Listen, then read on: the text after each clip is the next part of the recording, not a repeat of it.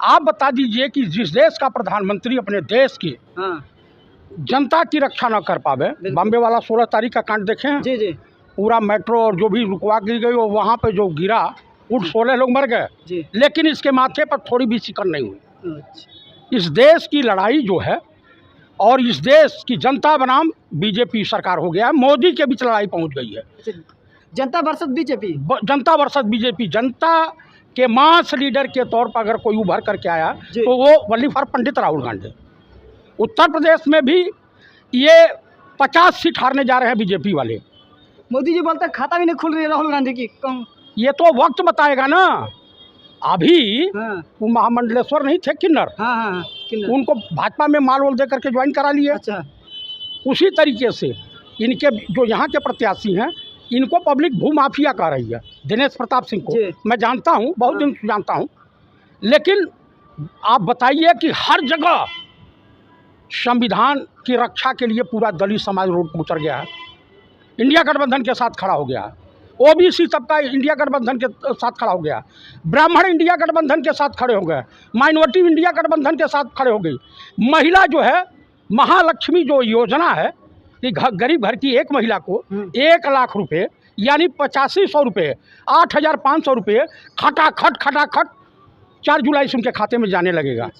जब इंडिया गठबंधन की सरकार बनेगी तो जनता जो है इस वक्त इंडिया गठबंधन प्लस जो है कांग्रेस पार्टी के ऊपर विश्वास कर रही है। पंडित राहुल गांधी ने जो भी कहा है, आप बताइए जिस देश का प्रधानमंत्री 52 करोड़ लेकर के अब पूरे देश के 140 करोड़ जनता को मौत के मुंह में ढकेल दिया है, तो इसे मौत का सौदागर क्यों नहीं कहा जाए। जो कोरोना की वैक्सीन लगी है कोविड वाली, उससे आए दिन लोगों को हार्ट अटैक हो रहा है, कोई कन्यादान करते हुए लुढ़क जा रहा है, जबकि उसके वैज्ञानिक ने इंग्लैंड की कोर्ट में ये कहा कि इसके तमाम तरह के साइड इफ़ेक्ट हैं। इसका आनंद फानन में तुमने कहीं इसका प्रयोग किया नहीं, डेमोनेशन किया नहीं और जनता को बठेल दिया। 52 करोड़ चंदे मिल गए जनता। और कबीर एशिया का सबसे बड़ा स्लाटर हाउस है, गुजरात में है, उसके 11 डायरेक्टर गुजराती हैं और संघ के हैं बीजेपी वाले। उनसे कितने करोड़ लिया।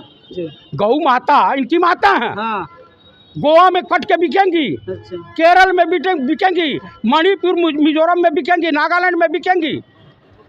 और उत्तर प्रदेश को क्या यहाँ बकलोल रहते हैं। उत्तर प्रदेश में यहाँ भी पढ़े लिखे लोग रहते हैं। क्यों बोलते राम राज आ गया सरकार में, बीजेपी की सरकार में।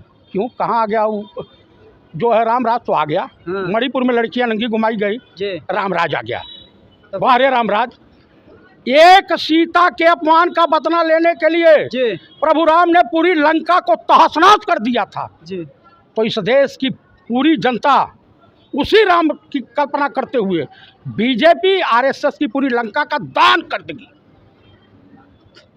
क्या लग रहा है सर इस पर क्या चुनावी का मुद्दा रहेगा? जहाँ तक मोदी की गारंटी बताते सीए 370 तमाम ऐसे उदाहरण भी ट्वीट करके भी बता रहे हैं। अब चुनावी का मुद्दा इस कार्यालय में है।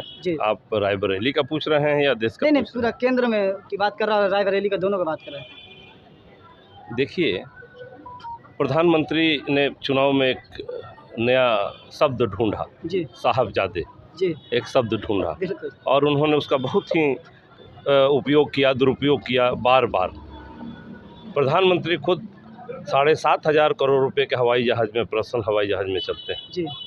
प्रधानमंत्री जो है जब ज़मीन में चलते हैं तो उनकी गाड़ी 53 करोड़ की होती है और उनके चश्मे जो होते हैं 4.5 लाख के होते हैं, उनके सूट 15 से 20 लाख के होते हैं और दूसरी तरफ उनके कलम भी 4 लाख 5 लाख के होते हैं। खाने पीने पे उनका खर्च जरा गूगल से सर्च करिए, पता चल जाएगा कि रोज़ का कितना खर्च है। प्रधानमंत्री इसीलिए खर्च होता है। प्रधानमंत्री मैं उनका विरोध नहीं कर रहा हूँ कि वो 4.5 लाख का चश्मा ना पहने, लेकिन साहबजादा किसको कहते हैं? जो एक बड़े परिवार के विरासत थे और 4000 किलोमीटर राहुल गांधी जी एक टी शर्ट पैंट, वही टी शर्ट पैंट बदलते होंगे, टी शर्ट पैंट पहनकर 4000 किलोमीटर की पदयात्रा किया उन्होंने और उनको साहबजादा कहते, तो उनको क्या कहा जाए? प्रधानमंत्री चुनावी एजेंडा है बीजेपी के लोग बोलते हैं। क्या चीज़ का चुनावी एजेंडा? चुनाव नजदीक है इसलिए पद यात्रा जैसे न्याय। ये पद यात्रा आज हो रही है, पद यात्रा पिछले साल हो गई है, ये आज चुनाव के समय नहीं हो रहा है। राहुल गांधी ने पूरे देश के जनता को दर्द समझने के लिए पद यात्रा किया। पुनः उन्हें भारत जोड़ो न्याय यात्रा किया, उसको जो बचे हुए क्षेत्र थे, और पूरे देश में घूम करके लोगों के दर्द को समझना और उसका निवारण निकालना, उसके लिए लड़ाई लड़ना, ये चुनावी एजेंडा है। प्रधानमंत्री इतना झूठ बोलते हैं कि सुबह क्या बोलेंगे और शाम को क्या बोलेंगे उनको खुद को पता नहीं होता है। तो ऐसे प्रधानमंत्री जो देश को सिर्फ ठगने और ठगने का काम करते हैं, तो जनता, अभी एक वक्ता ने कहा, आदरणीय वक्ता ने, कि ये जो है, ये जो प्रधानमंत्री के खिलाफ जो लड़ाई लड़ रही है वो जनता लड़ रही है। अच्छा, एक बात सवाल उठता है, कहते हैं राम मंदिर में क्यों नहीं जाते हैं, चाहे सोनिया गांधी हो, चाहे प्रियंका गांधी, चाहे राहुल गांधी, जाने पर क्यों नहीं? हम राम हमारे मन में है, राम हमारे दिल में है। राम की भक्ति हमको नरेंद्र मोदी से सीखनी होगी। इस देश के हिंदू धर्म मानने वाले को राम की भक्ति देश को सीखनी होगी। और वो कहते हैं कि राम को लाए हैं, नारा लगता है राम को लाए, उसी को लाएंगे भी। राम कहाँ थे?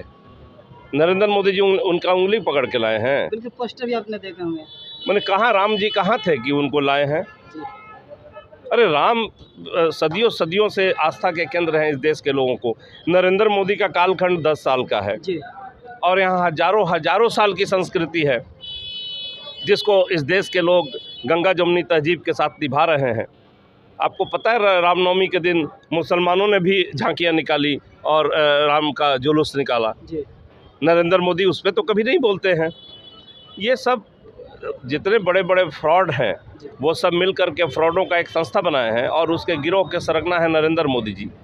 चुनाव हो जाने दीजिए, रिजल्ट आ जाने दीजिए, नरेंद्र मोदी जी कहाँ होंगे आपको भी समझ में आ जाएगा और इस देश की जनता जो लड़ाई लड़ रही है उसको भी समझ में आ जाएगा। क्या महिलाओं का सम्मान पर क्या बोलेंगे? बोलते बीजेपी के राज में सबसे ज़्यादा महिलाओं का सम्मान मिला है। जगह जगह के बलात्कार आपने नहीं देखे? कहाँ सम्मान मिला? न्याय तक तो मिला नहीं, तो सम्मान क्या मिलेगा? और ये मोदी सरकार में जो धर्म की राजनीति को करके जनता के भावनाओं से खिलवाड़ करके उन्होंने जो कहा, जो अभी आपने कहा कि रामचंद्र जी के बारे में, मर्यादा पुरुषोत्तम राम तो शक्ति भक्ति मुक्ति का आधार है। मर्यादा पुरुषोत्तम राम ने अपनी मर्यादाओं से दुनिया को ये संदेश दिया था कि राज्य में राम राज्य लाने के लिए एक भी प्रजा का आदमी दुखी ना हो। तो उन मर्यादाओं का तो कहीं पालन किया ही नहीं है। राम को लाएंगे तो राम उनको रिजल्ट भी बता दे रहे हैं कि देखो हम तुम्हारे साथ नहीं हैं। जनता ने रिवोल्ट कर दिया।